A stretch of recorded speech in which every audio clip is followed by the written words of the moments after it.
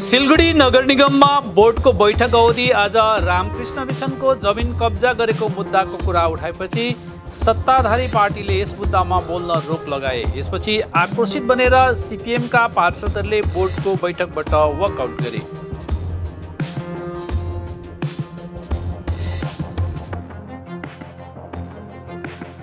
না আমি থাকবোই না বোর্ড মিটিং। আপনি যেভাবে কণ্ঠ রোধ করছেন প্রতিটা বোর্ড মিটিংয়ে, আপনি আমাদের নুরুলদা আছেন, মৌসুমী আছেন, আপনি যেভাবে কণ্ঠ রোধ করছেন এটা মেনে নেওয়া যায় না।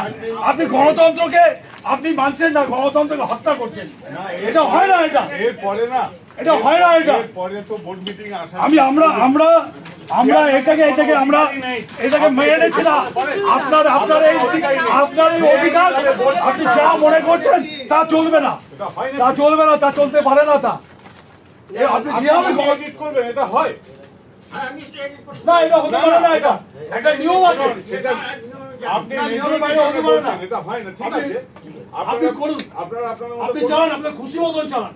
বোর্ডে বলতে দেবেন না, বাইরে বলবো, ঠিক আছে খুশি মতন চালান না, চালাচ্ছেন তো বেআইনি ভাবে চালাচ্ছেন, দুর্নীতি হচ্ছে, দেখছি তো আমরা। सीपीएम पार्षद शरदिन्दु चक्रवर्तीले आरोप लगाएअनुसार सत्ताधारी पार्टी तृणमूल कांग्रेसले नगर निगममा विपक्षको आवाज दबाउने कोसिस गरिरहेको छ। यस महिनाको बोर्ड मिटिङ मंगलबार नगर निगमको कक्षामा भएको थियो। उक्त बैठक अवधि प्रस्ताव चरण अवधि सीपीएम पार्षद शरदिन्दु चक्रवर्तीले हालैमा घटेको चर्चित सालुगढा रामकृष्ण मिशनको घटनाको उठान गर्दा चेयरम्यान प्रतुल चक्रवर्तीले यसबारे बोल्न तत्कालै रोक लगाए। यसले गर्दा सीपीएम पार्षद आक्रोशित भए। तिनले तुरन्तै प्रश्नपत्र बैठक कक्षामा च्यातेर फ्याँकिदिए अनि बैठकको बहिष्कार गरे। सीपीएम पार्षद शरदिन्दु चक्रवर्तीले सत्ताधारी पार्टीले मामिलालाई लुकाएर विपक्षको आवाजलाई दबाउने प्रयास गरिरहेको आरोप लगाएका छन्। রামকৃষ্ণ মিশনের ঘটনা নিয়ে কেন তুলতে দেবে না প্রশ্ন? কেন রামকৃষ্ণ মিশনের ঘটনায় জমি মাফিয়ারা যেভাবে এখানটায় রামকৃষ্ণ মিশনের রাতের অন্ধকারে যেভাবে সন্ন্যাসীদেরকে তারা আক্রান্ত করলো, নিয়ে অন্য জায়গায় ফেলে দিল, তার পরবর্তীতে যখন রামকৃষ্ণ মিশন নিয়ে সারা দেশ সারা রাজ্য তোলপাড়, যখন এটাকে নিয়ে আমরা প্রশ্ন তুলেছি যে জবাব দিতে হবে মেয়রকে, জবাব দিতে হবে বর্তমান বোর্ডকে। এটা শিলিগুড়ি কর্পোরেশন এলাকা, অনেকের নাম শাসক দলের, অনেকের নাম, অনেকের ছবি উঠে এসছে দেখা যাচ্ছে মধ্যে দিয়ে। তাহলে কেন এগুলো আমাদের তুলতে দেবেন না? চেয়ারম্যান সাহেব এই বোর্ড অগণতান্ত্রিকভাবে মর্জি মাফিক তারা বোর্ড চালাচ্ছেন, বেআইনিভাবে তারা বোর্ড চালাচ্ছেন, দুর্নীতির সঙ্গে যুক্ত হয়ে আছেন। শিলিগুড়ির উন্নয়ন পরিষেবা স্তব্ধ, বোর্ডে বলতে দেবে না, আমরা রাস্তায় দাঁড়িয়ে বলবো এই বোর্ডের বিরুদ্ধে। রাস্তায় বলতে দিচ্ছে কি মনে হচ্ছে?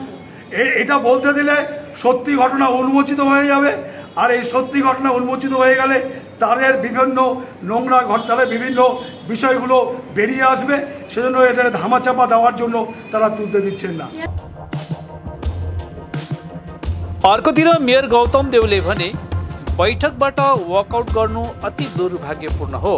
हामी विपक्ष पनि चर्चामा सामेल होस् भन्न चाहन्छौँ, तर सीपीएम पार्षदले नगर नियम भन्दा माथि गएर विवादास्पद मुद्दाको उठान गर्ने कोसिस गर्यो। रामकृष्ण आश्रमको मुद्दा सबै सामु आइसकेको छ, यसमा लुकाउने कुनै कुरा नरहेको मेयरले बताए।